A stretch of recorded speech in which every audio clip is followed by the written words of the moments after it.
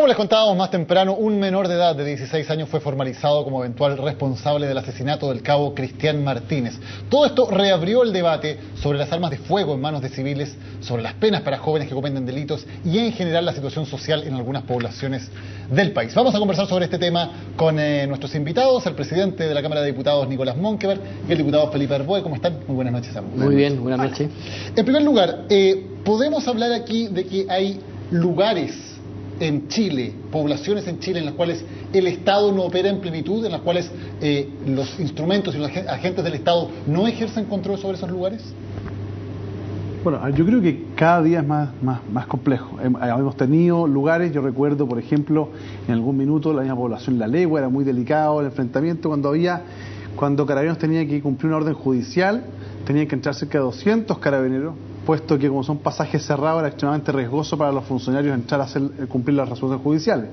Hay otros lugares donde lamentablemente la penetración del microtráfico de droga, el narcotráfico y particularmente la economía es asociada al microtráfico de droga, va mermando la capacidad del Estado de poder meterse no solo en el ámbito de control, también en el ámbito de prevención, es decir, pero que el municipio Pero algo súper simple, que mucha gente lo conversa fuera de cámara, pero cuando uno lo pregunta cuesta reconocerlo, lo dicen dirigentes vecinales. ¿Es o no así? Hay lugares, no solo de este gobierno, sino esto no es un tema de gobierno, desde hace mucho tiempo hay unos lugares donde Carabineros no puede entrar y por lo tanto quiere decir que no todos los agentes del Estado ni todo el aparataje del Estado opera en plenitud. ¿Es o no así? Yo definitivamente sí. Yo soy diputado por 3 comunas donde efectivamente hay sectores, hay poblaciones, hay villas o sectores dentro de una villa determinada donde de partida no tienen línea telefónica porque ya rápidamente se las robaron y ninguna compañía llega a poner ni cable ni línea telefónica, y donde tú te das cuenta que llamas por teléfono al cuadrante y el cuadrante o no contesta, o si el fiscal llega no se autorizan los procedimientos, y donde se produce una cierta en esos lugares Carabineros no puede entrar. No, y si entran, primero es muy difícil contactarse, y si entran lo hace con una dificultad tremenda, y donde el narcotraficante, el microtraficante tiene una red de protección en los propios vecinos, porque ha operado tanto tiempo en plena libertad que los propios vecinos, que por ejemplo reciben como pago el bus escolar de los niños o ciertos beneficios, o sea, el narco alertan. Es la ley. El narco es la ley ahí. Exactamente. Eso existe. Y yo tengo la impresión de que nos dormimos mucho tiempo en los laureles, porque fuimos consolidando esos guetos donde es muy difícil hoy día revertirlo. Sí, diputado Arboe, ¿coinciden que el narcotráfico de alguna manera está reemplazando ciertas funciones del Estado en algunos lugares? A ver, yo creo que hay lugares en los cuales cada día es más difícil penetrar con política social y también con política de control. Lo que está ocurriendo, y yo como diputado por Santiago me ocurre mucho, que de repente los vecinos me dicen, mire, yo no me atrevo a denunciar porque he denunciado y luego después me han ido a amenazar. O sea, se ha filtrado el nombre de la denuncia. Ellos no son capaces de detectar si se filtró en tribunales, la fiscalía o carabineros o la BDI, no lo saben. Pero eso va generando una merma en la capacidad de los vecinos y la decisión de poder denunciar. Es por eso que nosotros hemos implementado un sistema en la oficina parlamentaria de denuncias anónimas, donde los vecinos denuncian a nosotros y nosotros, con todo el riesgo que implica, hacemos la denuncia correspondiente a los mandos policiales. Pero el diputado Monkeberg dijo una frase que alude a usted y otros, porque, bueno, usted fue subsecretario del Interior, dijo, nos quedamos dormidos durante mucho tiempo. ¿Eso es así o no? No, yo creo que aquí se han hecho tremendos esfuerzos importantes, con recursos, con intervenciones, que han dado algún resultado.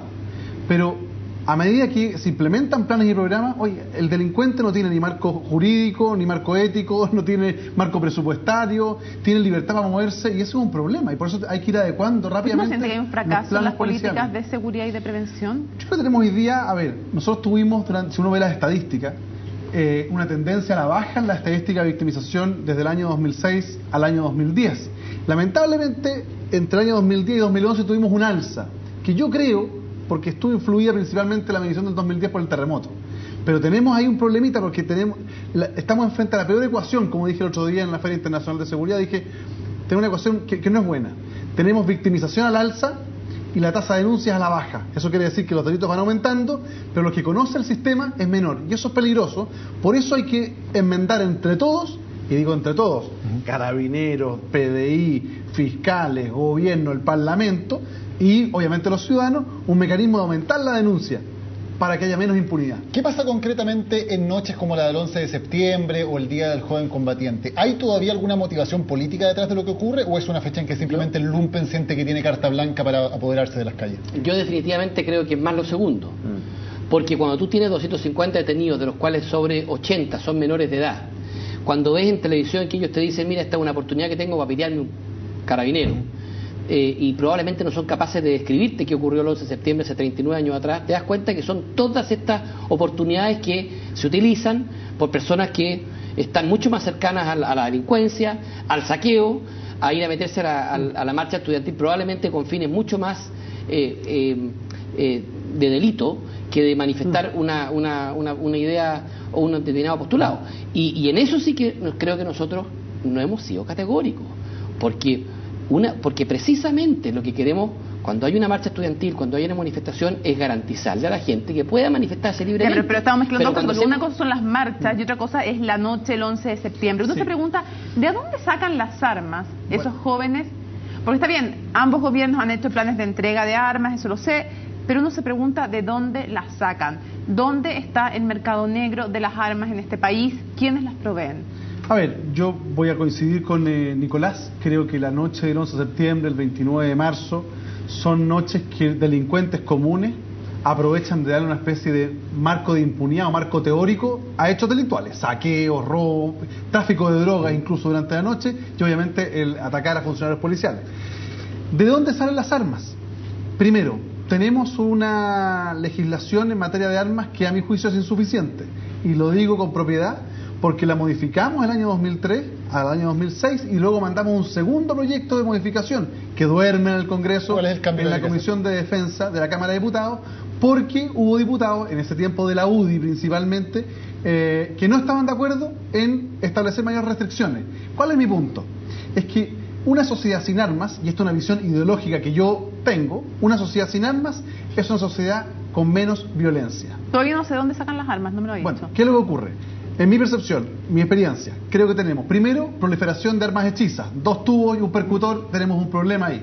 Y por tanto, ¿cómo se controla eso? Es imposible controlar la confección del arma, pero sí es posible controlar la munición. Ya. Y por tanto, el proyecto de ley, no son armas hechizas. y por el proyecto de ley que nosotros mandamos establece mayor restricción para la venta y la distribución de municiones, para quitarle la posibilidad de transformarse en arma de fuego.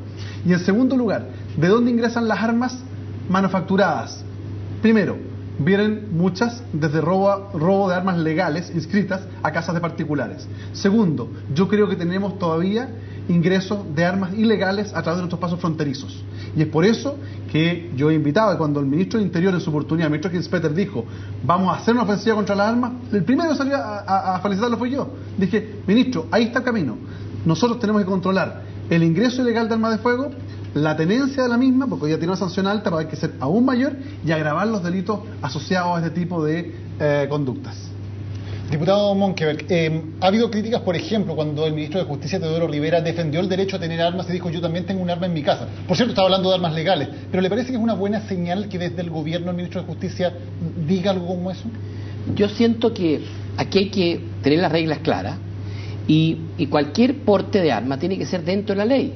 Pero sin embargo ocurre el absurdo que la entrega de una arma a un menor de edad, como ocurre mucho, que en cualquier incautación uno se ve que gran parte de la menor de edad tiene armas, no está sancionada, no está tipificada. Hay un proyecto en el Senado que también se ha demorado mucho, que sanciona como delito autónomo la entrega de armas al menor de edad, porque al menor de edad no lo puede sancionar por ese porte de armas.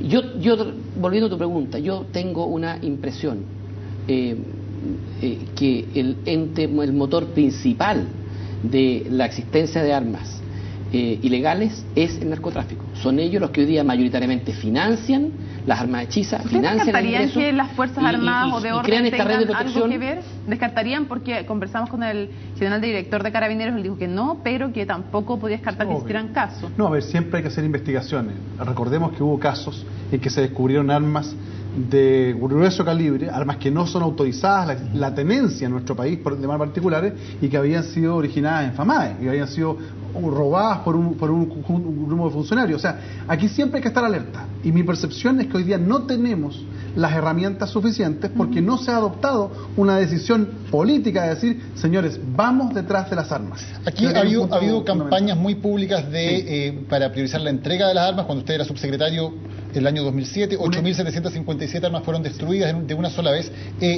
¿Hay que hacer algo más, por ejemplo, entregar algún tipo de gratificación o de recompensa por la entrega de armas? Esa fue una primera campaña, fue un exitazo. Tuvimos la entrega masiva de armas de fuego en comisarías, en las iglesias, nos ayudaron mucho. Más de 8.000 armas destruidas al año.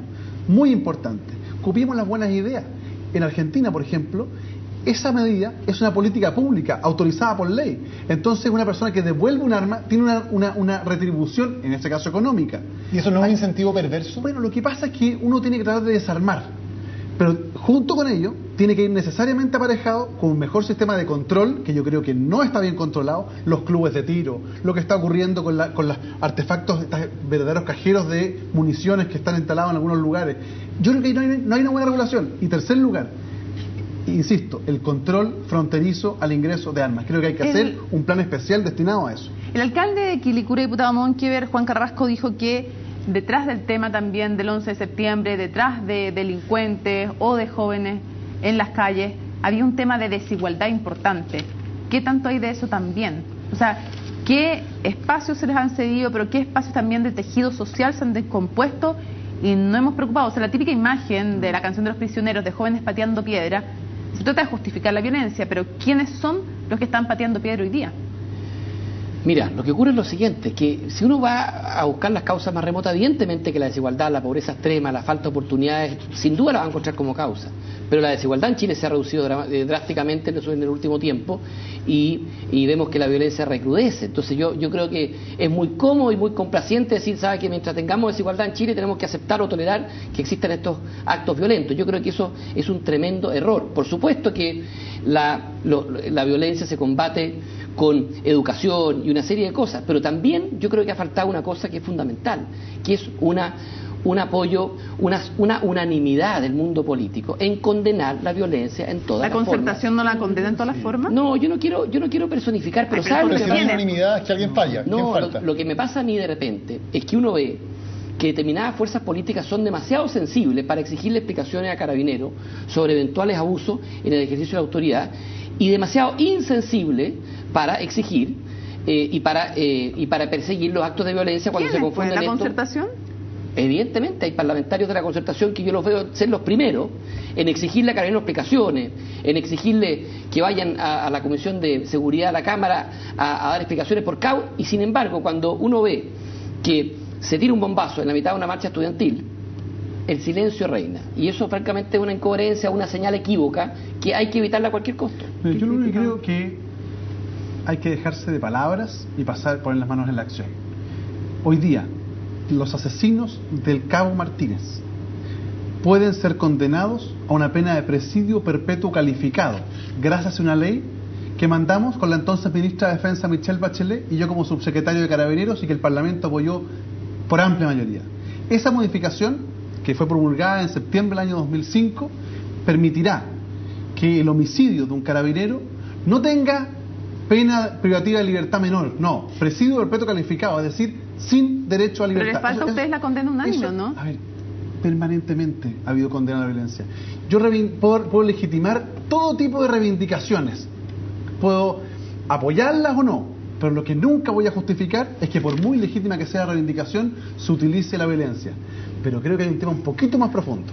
Yo creo, a su pregunta, Mónica, que efectivamente tenemos un problema serio de rabia, de resentimiento social, que genera que en estas fechas muchas veces se vayan a generar estos hechos de violencia, que no se justifican en lo absoluto, pero tenemos nosotros como líderes del país que dar un ejemplo de convivencia, de respeto, y yo creo que el clima político que hemos tenido en el último tiempo no ha aportado para nada en ello. Los dichos, por ejemplo, vergonzoso del diputado de la UDI, Ignacio Urrutia, el otro día en la Cámara de Diputados, o de Ramón Barros, que ha hecho un ridículo internacional, enlodando la imagen del presidente de la República en una gira internacional por una crítica a un señor, me parece que no es el rol que tenemos que jugar aquellos que estamos ejerciendo un rol público.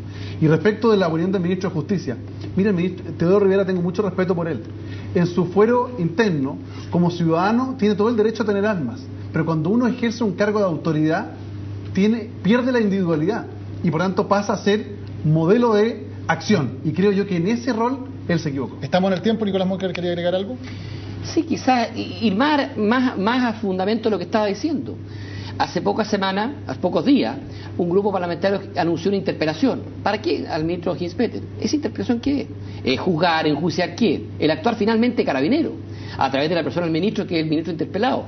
Yo no es que me oponga a que haya interpelaciones, pero ¿sabe lo que pasa? Que a mí me gustaría que esas explicaciones, antes de pedirse a carabineros, se las pidamos a quienes cometen los delitos, a quienes fomentan esas manifestaciones y quienes no toman las medidas para que esas manifestaciones no se confundan con la delincuencia y la violencia. Estamos en el tiempo. Muchísimas gracias, diputados Felipe Arbó y Nicolás Monker, por estar hoy con bien. nosotros aquí en CNN Chile. Nos despedimos, pero nos reencontramos a las 10 con CNN Prime. Nos vemos.